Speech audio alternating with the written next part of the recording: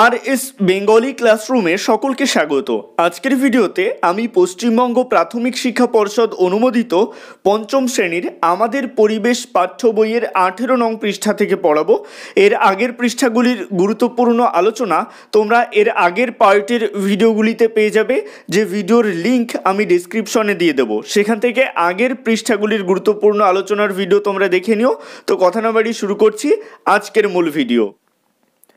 পঞ্চম শ্রেণীর আমাদের পরিবেশ পাঠ্য বইয়ের 18 নং পৃষ্ঠায় আমরা স্টেথোস্কোপ সম্পর্কে জানব। দেখো এখানে হেডিং করা রয়েছে কেমনভাবে স্টেথোস্কোপ এলো। স্টেথোস্কোপ হলো এই যন্ত্রটা, দেখবে ডাক্তারবাবুদের কাছে হেডফোনের মতো এই ধরনের একটা যন্ত্র থাকে, যেটা দিয়ে ডাক্তারবাবুরা সাধারণত বুক পরীক্ষা করে থাকেন। কানে হেডফোনের মতো দুদিকে এই দুটো লাগিয়ে দেন এবং এটা বুকে চেপে পরীক্ষা করেন। এই যন্ত্রটার নাম কি? স্টেথোস্কোপ। তো তোমাদের যদি সংজ্ঞা লিখতে বলা হয় যে স্টেথোস্কোপ কাকে বলে লেখো, তাহলে তোমরা কি লিখবে? স্টেথোস্কোপ কাকে বলে যদি প্রশ্ন আসে, লিখবে স্টেথোস্কোপ এক প্রকার চিকিৎসা যন্ত্র, যার মাধ্যমে মানুষ বা অন্যান্য প্রাণীদেহের হৃৎস্পন্দন বা অন্যান্য অভ্যন্তরীণ শব্দ শোনা যায়। পাঠ্যাংশের এই অংশে আমরা স্টেথোস্কোপ কিভাবে আবিষ্কার হলো তা জানবো। দেখো এখানে কি লেখা রয়েছে অত্যন্ত সহজ সরল ভাষায়। সিধু আর তিতির ডাক্তার কাকুর স্টেথোস্কোপটা নিয়ে নেড়েচেড়ে দেখছিল। ওরা স্কুলে যে স্টেথোস্কোপগুলো বানিয়েছে সেগুলোর থেকেও এটা ভালো। ডাক্তার কাকু ওদের বললেন স্টেথোস্কোপ আবিষ্কারের সঙ্গে একটা মজার গল্প জড়িয়ে আছে। গল্পের কথায় সিধু আর তিতির নড়ে চড়ে বসলো, কিন্তু একা একা গল্পটা শুনতে ওদের মন খারাপ হলো। বাকি বন্ধুরাও যদি শুনতে পেত গল্পটা, তাহলে খুব মজা হতো। সে কথা ডাক্তার কাকুকে বলতেই তিনি একটা উপায় বার করলেন। ঠিক হলো এই শনিবার ডাক্তার কাকু ওদের স্কুলে যাবেন, ক্লাসের সবাইকে শোনাবেন স্টেথোস্কোপ আবিষ্কারের গল্প।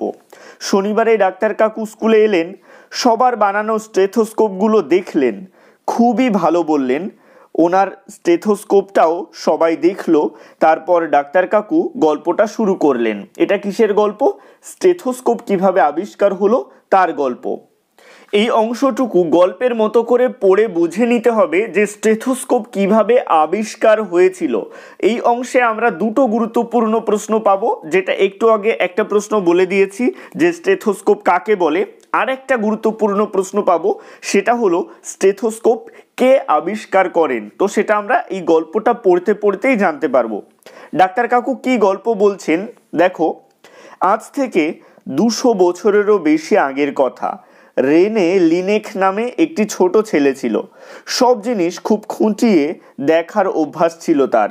বড় হয়ে লিনেক ডাক্তার হন। সব সময় ডাক্তারির নানা বিষয় নিয়ে ভাবতেন তিনি। এক সময় ফুসফুস নিয়ে ভাবনা চিন্তা করতেন তিনি। তেমন এক সময় একদিন বিকেলবেলা বাগানে পায়চারি করছেন লিনেক। হঠাৎ দেখলেন দুটি ছোট ছেলে একটা মজার খেলা খেলছে।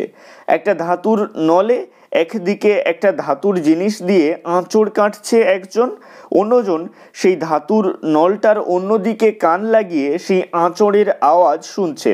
এভাবে দুজনে ঘুরিয়ে ফিরিয়ে সেই খেলাটা খেলতে লাগলো। এক মনে ওদের খেলা দেখছিলেন লিনেক। হঠাৎ তার মাথায় একটা ভাবনা এলো। তো দুটো ছেলে কি খেলছিল এখানে দেখো, একটা ধাতুর নলে একদিকে একটা ধাতুর জিনিস সেটাই আঁচড় কাটছিল এবং নলের অন্য প্রান্তে একজন কান লাগিয়ে সে আওয়াজটা শুনছিল। এভাবে আমরাও ছোটবেলায় এই ধরনের যন্ত্র বানিয়ে অনেক খেলা করেছি, তোমরা বানিয়েছো কিনা জানি না। তো হঠাৎ লিনেকের মাথায় এই খেলাটা দেখে একটা আইডিয়া আসলো। তখন লিনেক কি করলো, দৌড়ে নিজের ঘরে ফিরে এলেন তিনি। টেবিলের উপর পড়েছিল লম্বা এক টুকরো মোটা কাগজ। কাগজটাকে গোল করে পেঁচালেন লিনেক। তা দিয়ে লম্বা সরু একটা নল বানালেন, ঠিক এই রকমের, জুড়লেন আঠা দিয়ে। এভাবেই তৈরি হলো প্রথম স্টেথোস্কোপ। তাহলে স্টেথোস্কোপ কে আবিষ্কার করেন? যদি পরীক্ষায় প্রশ্ন আসে স্টেথোস্কোপ কে আবিষ্কার করেন, উত্তর হবে রেনে লিনেক। তো লিনেক প্রথমে যে স্টেথোস্কোপ বানিয়েছিল সেটা কাগজের তৈরি। তবে কাগজের নল সহজে নষ্ট হয়ে যায়। আবার কাগজের ভিতর দিয়ে বুকের ধুকপুক শব্দটা পুরোটা ভালো করে শোনাও যায় না। এবার ছুতোর ডাকলেন লিনেক। ছুতোর কারা? যারা কাঠের কাজ করেন। নিজের আঁকা স্টেথোস্কোপের নকশা ধরিয়ে দিলেন তার হাতে। ছুতোরের কাছে নিজের আঁকা একটা স্টেথোস্কোপের নকশা দিলেন। ছুতোর ফাঁপা সরু কয়েকটা কাঠের নল বানিয়ে দিল। সেই একনলা স্টেথোস্কোপই ছিল আদি স্টেথোস্কোপ। তাহলে আদি স্টেথোস্কোপ কেমন ছিল? একনলা এবং কাঠ দিয়ে তৈরি। তারপর আস্তে আস্তে তার চেহারা বদলাতে থাকে। একসময় সেটা এসে দাঁড়ালো আজকের স্টেথোস্কোপের চেহারায়। তো প্রথমে লিনেক এমনটা বানিয়েছিল, তারপরে পরিবর্তিত হতে হতে দুনলা স্টেথোস্কোপ এইরকম আকৃতির হয় এবং এটা বর্তমান সময়ের আধুনিক স্টেথোস্কোপ, যেটা তোমরা বর্তমান সময়ে ডাক্তারবাবুদের কাছে দেখতে পাও। তাহলে ডাক্তারবাবুদের কাছে এই যে হেডফোনের মতো যে যন্ত্রটা থাকে, যেটা দিয়ে তারা আমাদের বুকের ধুকপুকানি শোনেন, সেটার নাম কি? স্টেথোস্কোপ। আজকের থেকে মনে থাকবে তো? এবারে চলে আসছি পাঠ্য বইয়ের 19 নং পৃষ্ঠায়। পাঠ্য বইয়ের 19 নং পৃষ্ঠা থেকে ভৌত পরিবেশ অংশ শুরু হচ্ছে, যেখানে আমরা মাটি সম্পর্কে জানবো, জল সম্পর্কে জানবো, জীব বৈচিত্র্য সম্পর্কে জানবো। তো প্রথমেই 19 নং পৃষ্ঠায় যেখান থেকে শুরু হচ্ছে মাটির তলার মাটি, তো এখানে আমরা পড়েই বুঝতে পারছি। প্রথমে আমরা মাটি সম্পর্কে জানবো। দেখা যাক এখানে কি লেখা রয়েছে। এখানে বলা হচ্ছে অজিতদের বাড়িতে টিউবওয়েল বসাচ্ছেন রতন কাকুরা। টিউবওয়েল বলতে এখানে আমরা যেটাকে কল বলি, যেটাকে হ্যান্ড পাম্প করতে হয়, পাম্প করে করে যেটা থেকে জল বার করতে হয়, সেটাকে কি বলে? টিউবওয়েল। প্রথমে খানিকটা খুঁড়ে নিল, তারপর মাটিতে পাইপ বসানো শুরু হলো। একটু পরেই অজিত দেখলো পাইপের মুখ থেকে জল আর মাটি উঠছে। কাঁকর মাটি, বালি মাটি, মিহি মাটি, অর্থাৎ বিভিন্ন ধরনের মাটি উঠছে। এর থেকে আমরা কি বুঝতে পারি? মাটির বিভিন্ন স্তরে মাটির বৈশিষ্ট্য অন্যরকম। ক্লাসে সেদিন মাটি নিয়ে কথা হচ্ছিল। অজিত কল বসানোর সময় দেখা মাটির কথা বলল। স্যার বললেন, কল বসানোর সময় তলার মাটি কেমন তা জানা যায়। অর্থাৎ আমরা যে মাটির ওপরে গাছপালা বা বাড়িঘর রয়েছে, মাটির যে রূপটা আমরা ওপর থেকে দেখতে পাই, মাটির নিচে কিন্তু সর্বত্র একই রকম নয়। বিভিন্ন স্তরের মাটি বিভিন্ন রকমের। তো স্যার এখানে বললেন যে কল বসানোর সময় তলার মাটি কেমন তা জানা যায়। মিতা বলল, উপরের মাটি আর তলার মাটি কি আলাদা হয়? স্যার বললেন যে কিছুটা আলাদা তো হবেই। উপরের মাটি মিহি, যত নিচের মাটি তত কাঁকর ও নুড়ি বেশি। গ্লাসে জল নাও, মাঠ থেকে খানিকটা মাটি নিয়ে এসো, সেটা গ্লাসের জলে গুলে থিতিয়ে নাও, বুঝতে পারবে। তো পরিবেশ পড়ার ক্ষেত্রে যে ধরনের পরীক্ষা নিরীক্ষা করতে বলা হবে, এগুলো অত্যন্ত সহজ তোমাদের ক্লাসের ক্ষেত্রে। তোমরা চেষ্টা করবে এই পরীক্ষাগুলো নিজেরা বাড়িতে করতে, তাহলে তোমরা হাতে কলমে শিখতে পারবে। অজিত আগেই প্রশ্ন করলো, কি দেখা যাবে স্যার? এই মাটিতে ভারী ও হালকা নানা কিছু আছে। ভারীগুলো নিচে থিতিয়ে পড়বে ও হালকাগুলো উপরে ভেসে উঠবে। অর্থাৎ মাটির মধ্যে যে উপাদানগুলো থাকে তার মধ্যে যেগুলো ভারী সেগুলো জলে গুললে নিচের দিকে থিতিয়ে পড়ে, এবং যেগুলো হালকা সেগুলো জলের উপরে ভেসে ওঠে। জলে মাটি গুলে থিতিয়ে সব দেখা হলো। তারপর অজিত বলল, উপরের মাটি গুলে দেখলেও একই রকম দেখা যাবে? অর্থাৎ উপরের মাটি, পৃথিবীর উপরের স্তরের যে মাটি, সেটা গুলে দেখলেও কি এইরকম দেখা যাবে? তো স্যার বললেন যে অনেকটা একই রকম হবে। উপরের শুকনো মাটি নিয়ে পরীক্ষা করে দেখো। জমিতে যে শুকনো মাটিগুলো থাকে সেগুলো নিয়ে তোমরা পরীক্ষা করে দেখতে পারো। কি করতে হবে? মাটির ঢেলা নিতে হবে এবং সেটাকে জলের মধ্যে, গ্লাসের জলে গুলতে হবে। কাচের গ্লাসে গুলবে, তাহলে তোমরা এই ভালো করে দেখতে পারবে যে নিচের দিকে কিছুটা থিতিয়ে গেছে এবং উপরের দিকে কিছুটা ভেসে রয়েছে। তো এটা কাঁচের গ্লাসে করবে অবশ্যই পরীক্ষাটা, চেষ্টা করবে তোমরা বাড়িতে। রাবেয়া বলল, একই রকম হবে কেন? উপরের মাটিও কি একই রকম? তো স্যার বললেন যে মোটামুটি একই রকম। অর্থাৎ তলার মাটি এবং উপরের স্তরের মাটি, তো সমস্ত মাটিতেই কিছু দানা থাকে মোটা ভারী এবং কিছু দানা থাকে হালকা। তো সেটাই এখানে বলা হচ্ছে। এখানে দেখো কি লেখা রয়েছে, কাছে পিঠে যে মাটির ঢেলা পাবে তা নিয়ে জলে গুলে পরীক্ষা করে লেখো, ভালো করে দেখো পরপর কি জমছে, তারপর পাশে লেখো, একটা বড় কাচের গ্লাসে জল নিয়ে তাতে একদলা মাটি গুলে দাও। দেখো এখানে কাচের গ্লাসে জল নিয়ে তাতে একদলা মাটি নিয়ে গুলে ফেলা হলো। মাটি গোলার পর কি হয় দেখো, কয়েক ঘন্টা পরে গ্লাসের উপরে ও পাশের দিকে দেখো, যা দেখছো তা আঁকো ও পাশে লেখো। এখানে দেখো জলে গুলে বেশ খানিকক্ষণ রাখার পর কি পরিবর্তন হচ্ছে, যেগুলো মাটির মধ্যে ভারী উপাদান সেগুলো নিচে থিতিয়ে পড়েছে এবং উপরে কিছু উপাদান দেখা যাচ্ছে যেগুলো অত্যন্ত হালকা, যেগুলো জলে ডোবে না, সেগুলো কি জলের উপরের দিকে ভেসে রয়েছে। তো এখানে আমরা যে পরীক্ষাটা করলাম সেখান থেকে আমরা কি কি দেখতে পাই, এখানে আমরা লিখব মাটি গোলার পর জল ঘোলা হয়ে যায়। তারপরে কি হয়, ভারী উপাদান জলের নিচে থিতিয়ে পড়ে। তারপরে কি লিখবো, হালকা উপাদান জলের উপরে ভেসে ওঠে। কিছুক্ষণ পর ঘোলা ভাব কেটে যায়, জল পরিষ্কার দেখায়। অর্থাৎ বেশ খানিকক্ষণ যদি জলে মাটি গোলার পর রেখে দেওয়া হয় স্থিরভাবে জলটাকে, তাহলে দেখবে ভারী পদার্থগুলো নিচের দিকে থিতিয়ে পড়েছে এবং হালকা পদার্থগুলো উপরের দিকে ভেসে রয়েছে এবং জলটা আর ঘোলা নেই, জলটা স্বচ্ছ হয়ে গেছে। এবারে চলে আসছি 20 নং পৃষ্ঠায়। এখানেও আমরা মাটির বিভিন্ন বৈশিষ্ট্য সম্পর্কে জানবো। দেখো এখানে হেডিং করা হয়েছে মাটি দেখা, মাটি সম্পর্কেই এখানে আলোচনা চলছে। পরদিন স্যার বললেন, শুকনো মাটির দলা গ্লাসের জলে ফেলে কি দেখলে, একে দেখাও তো। অর্থাৎ যারা যারা পরীক্ষা করেছিল তাদের কাছে স্যার প্রশ্ন করলেন যে তোমরা কি দেখতে পেলে সেটা একে দেখাও। সীমা বোর্ডে আঁকলো, ছবিতে দেখালো মাটির দলা জলে ফেলা আছে, তা থেকে বুজবুজ করে বাতাস উঠছে। স্যার বললেন, বাহ, মন দিয়ে দেখেছো তো জলে গোলা মাটি থিতানোর পর কি ভাসছিল। তাহলে জলে গোলা মাটি, যে মাটিগুলো থিতিয়ে নিচের দিকে পড়ে যায়, সেটা কি আর ভাসে? সেটা কিন্তু কখনোই ভাসে না। পরীক্ষা করে লেখো। তো প্রথমেই যদি জলের মধ্যে ইট ফেলা হয় তাহলে কি ঘটবে, বুদবুদ উঠছে। এটা কেন উঠছে, ইটের ভিতরে থাকা বাতাস বাইরে বেরিয়ে যাচ্ছে তাই ডুবে গেছে। কেন ইটটা ডুবে গেছে, এটা ভারী তাই। যদি লোহা ফেলা হয় জলের মধ্যে তাহলে কি ঘটলো, ডুবে থাকছে, বুদবুদ উঠছে না।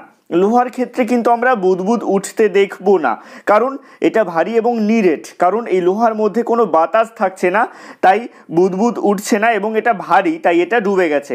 মাটির দলা যদি ফেলা হয় তাহলে কি হবে, বুদবুদ উঠছে। এখানে বুদবুদ বা এখানে দেখো লেখা রয়েছে বুজবুজ, এটা বুদবুদও লেখা যায়। তো মাটির দলা যদি জলে ফেলা হয় তাহলে কি হবে, বুদবুদ উঠছে আর গলে যাচ্ছে। বুদবুদ উঠছে কেন, বাতাস বেরোচ্ছে তাই।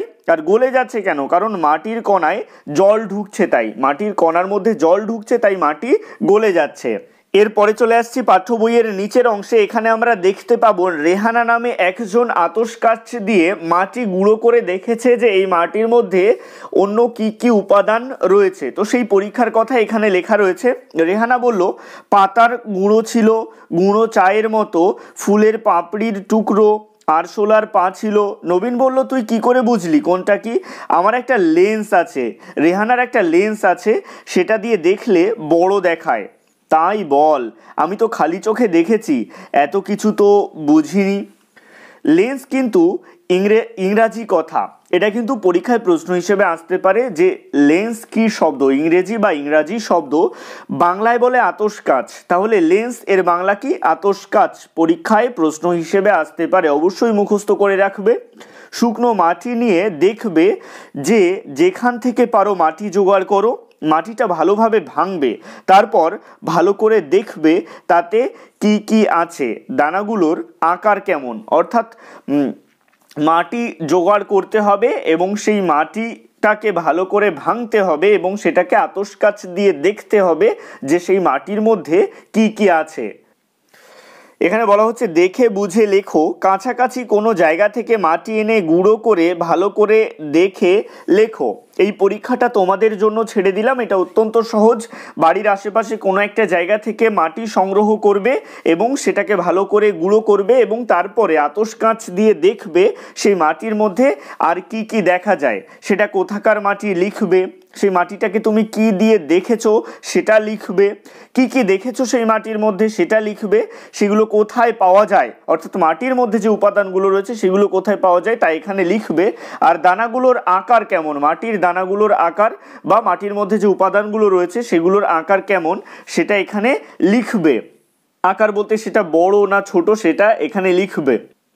এবারে চলে আসছি পাঠ্য বইয়ের 21 নং পৃষ্ঠায়। এখানে দেখো হেডিং করা হয়েছে মাটি দিয়ে পাকা বাড়ি। একটা সময় ছিল যখন সিমেন্ট আবিষ্কার হয়নি, অর্থাৎ অনেক বছর আগের কথা এখানে বলা হচ্ছে। তখন কিন্তু মাটি দিয়ে বাড়ি তৈরি করা হতো, তার অনেক পরে সিমেন্ট আবিষ্কার হয়েছে। এখন মানুষ সিমেন্ট দিয়ে ঘর বাড়ি তৈরি করে, সাধারণত যেগুলো পাকা বাড়ি সেগুলো সিমেন্ট দিয়ে তৈরি করা হয়। তো এখানে মাটি দিয়ে পাকা বাড়ি যখন হতো সেই সময়ের কথা কিছু লেখা রয়েছে এবং এখানে আমরা মাটি সম্পর্কে আরও ভালোভাবে জানবো, মাটির ভাগ সম্পর্কে জানবো। 3 ধরনের মাটির ভাগ, এঁটেল মাটি, বেলে মাটি, দোআঁশ মাটি সম্পর্কে জানবো, তাদের বৈশিষ্ট্যগুলো জানবো। অত্যন্ত মনোযোগ সহকারে আলোচনাটা দেখতে থাকো। সবাই মন দিয়ে মাটি দেখলো, একটু করে শুকনো গুঁড়ো মাটি নিয়ে এলো, কি দেখেছে তাও লিখে আনলো। কিন্তু সবার দেখা একরকম হলো না।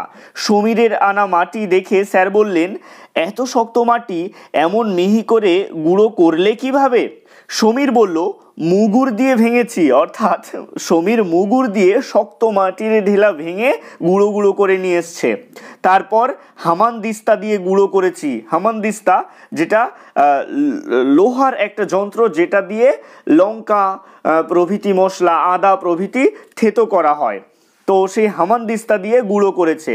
ময়দার মতো হয়ে গেছে, ময়দার মতো করে গুঁড়ো করে নিয়ে এসছে মাটি। আলাদা আলাদা কণা বোঝাই যাচ্ছে না, সব একদম ময়দার মতো মিহি করে গুঁড়ো করে নিয়ে এসছে সমীর মাটিটাকে। স্যার বললেন, এই হলো কাদার কণা। কণাগুলোর ফাঁকে ফাঁকে একটু জল আর বাতাস থাকে। জল শুকোলে কণাগুলো গায়ে গায়ে লেগে শক্ত হয়ে যায়। এখানে শুকনো মাটির যে ঢেলা সেটা কিভাবে এত শক্ত হয় সেটাই বলা হচ্ছে। কাদার কণা, তার ফাঁকে ফাঁকে কি থাকে, জল আর বাতাস থাকে। জল শুকোলে কণাগুলো গায়ে গায়ে লেগে অত্যন্ত শক্ত হয়ে যায়, জমাট বেঁধে যায়, সেগুলো ভাঙা খুব কঠিন হয়ে পড়ে। তারপরে দেখো কি লেখা রয়েছে, ভাঙা খুব কঠিন, গুঁড়ো করে জল দিলেই আঠার মতো, যেন সিমেন্ট। হরিশ বলল, তাহলে লোকে আর সিমেন্ট কিনবে না, এই মাটি দিয়েই পাকা বাড়ি গাঁথবে?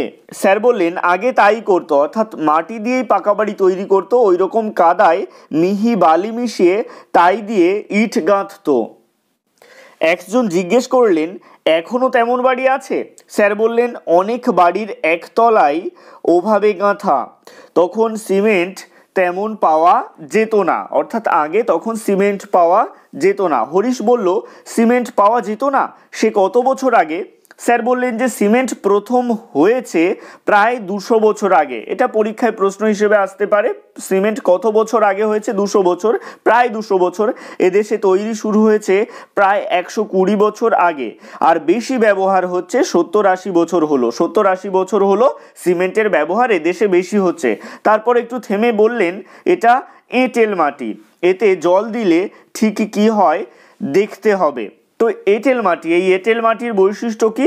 এতে কাদার পরিমাণ অত্যন্ত বেশি থাকে। মনে রাখবে, এঁটেল মাটিতে কাদার পরিমাণ বেশি থাকে, বালির পরিমাণ কম থাকে এবং এঁটেল মাটির জল ধারণ ক্ষমতা অত্যন্ত বেশি। রাবেয়া নিজের আনা মাটির কিছু কণা দেখিয়ে বলল, মাটির এই কণাগুলো বেশ বড় বড়, খালি চোখেই বোঝা যাচ্ছে এগুলো বালির কণা। তো এখানে বালি মাটি সম্পর্কে বলা হচ্ছে, কাদার কণার চেয়ে বড় এই মাটিকে বলে বেলে মাটি। অর্থাৎ বেলে মাটির ক্ষেত্রে কাদার কণার চেয়ে কণাগুলো একটু বড় হয়। তো বেলে মাটি কি? বেলে মাটিতে কাদার পরিমাণ কম থাকে, বালির পরিমাণ বেশি থাকে এবং বেলে মাটির জল ধারণ ক্ষমতা অত্যন্ত কম। এতেও আমরা জল দিয়ে দেখব।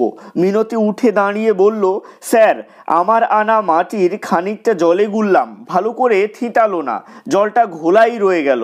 মাটি দেখে স্যার বললেন, এটা দোআঁশ মাটি। দোআঁশ মাটি কাকে বলে? যে মাটিতে বালি এবং কাদার পরিমাণ সমান থাকে, প্রায় সমান থাকে, তাকে কি বলে? তাকে দোআঁশ মাটি বলে। এই দোআঁশ মাটির জল ধারণ ক্ষমতা মাঝারি প্রকৃতির এবং দোআঁশ মাটিতে বালির পরিমাণ এবং কাদার পরিমাণ প্রায় সমান থাকে। কিছুটা জৈব পদার্থ আর মাটির নানা অস্বাভাবিক উপাদানও এতে আছে। এখানে পরীক্ষায় প্রশ্ন হিসেবে আসতে পারে জৈব পদার্থ এবং মাটির অস্বাভাবিক উপাদান, এগুলোর নাম লেখো। এটা পরীক্ষায় প্রশ্ন হিসেবে আসতে পারে। গোবর, মাছের কাঁটা, পচা পাতার কুচি, এগুলো সব জৈব পদার্থ। অর্থাৎ এগুলো দেখো, এগুলো পচে মাটির সাথে মিশে যেতে পারে। এগুলো কি পদার্থ? এগুলো জৈব পদার্থ। মাটির অস্বাভাবিক উপাদান কি? যে উপাদানগুলো মাটির সাথে মিশে যায় না। এই দেখো, পলিথিনের কুচি, অ্যালুমিনিয়ামের কুচি, পেনের রিফিলের টুকরো, পেন্সিলের শীষ, এগুলো কিন্তু মাটির সাথে মিশে যায় না। এগুলো হলো মাটির অস্বাভাবিক উপাদান। এটা পরীক্ষায় প্রশ্ন হিসেবে আসতে পারে যে মাটির কয়েকটা জৈব পদার্থের নাম লেখো। জৈব পদার্থের নাম, মাটির কয়েকটা জৈব পদার্থের নাম যদি আসে পরীক্ষায় তাহলে কি লিখতে পারো? গোবর, মাছের কাঁটা, পচা পাতার কুচি, এগুলো জৈব পদার্থ। আর মাটির কয়েকটা অস্বাভাবিক উপাদান, সেগুলোর যদি নাম লিখতে বলা হয় পরীক্ষায় তাহলে লিখবে পলিথিনের কুচি, অ্যালুমিনিয়ামের কুচি, পেনের রিফিলের টুকরো, পেনের শীষ প্রভৃতি। স্যার আতশ কাঁচ দিয়ে মিনতিকে এইসব দেখালেন, তারপর বললেন এর কিছু জলে ডোবে, আবার কিছুটা ভাসে বা আধ ডোবা হয়ে থাকে। জৈব পদার্থও তাই, অর্থাৎ মাটিতে যে সমস্ত জৈব পদার্থ থাকে সেগুলো কিন্তু জলে সম্পূর্ণ ডুবে যায় না, হয় ভেসে থাকে না হলে আধ ডোবা হয়ে থাকে। সেজন্য জলে এই মাটি গুললে থিতানো মুশকিল। অর্থাৎ দোআঁশ মাটিতে যেহেতু এই ধরনের পদার্থের পরিমাণ বেশি, জৈব পদার্থের পরিমাণ বেশি বা অস্বাভাবিক উপাদানের পরিমাণ বেশি, এগুলো কি? এগুলো জলে গুলতে চায় না। জৈব পদার্থ এগুলো জলে গোলে না, এগুলো আধ ডোবা হয়ে থাকে, ভাসে অথবা অর্ধেক ডুবে থাকে, অর্ধেক ভেসে থাকে। তাই দোআঁশ মাটি জলে গুললেও থিতানো মুশকিল, জলটা ঘোলাই থাকে। এবারে চলে আসছি 22 নং পৃষ্ঠায়। 22 নং পৃষ্ঠার একদম উপরের দিকে দেখো রয়েছে পরীক্ষা করে লেখো।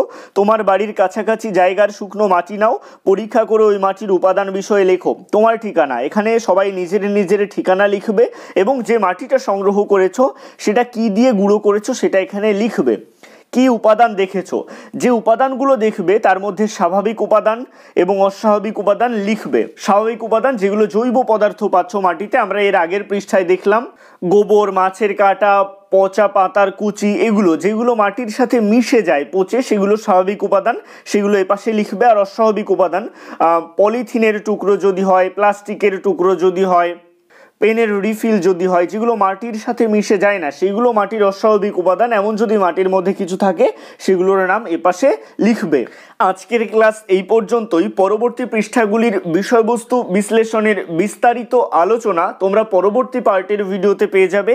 আজকের ভিডিওটি ভালো লাগলে অবশ্যই একটি লাইক করে দিও এবং একই ক্লাসের বন্ধুদের সাথে ভিডিওটি শেয়ার করতে ভুলো না। ভালো থেকো, সুস্থ থেকো সকলে। সবশেষে একটাই রিকোয়েস্ট, এখনও পর্যন্ত যারা চ্যানেলটিকে সাবস্ক্রাইব করে উঠতে পারোনি তারা অবশ্যই চ্যানেলটিকে সাবস্ক্রাইব করে দিও এবং পাশে থাকা বেল আইকনটিকে প্রেস করে অল বাটনে ক্লিক করে দিও নতুন ভিডিওর আপডেট সবার আগে পেতে।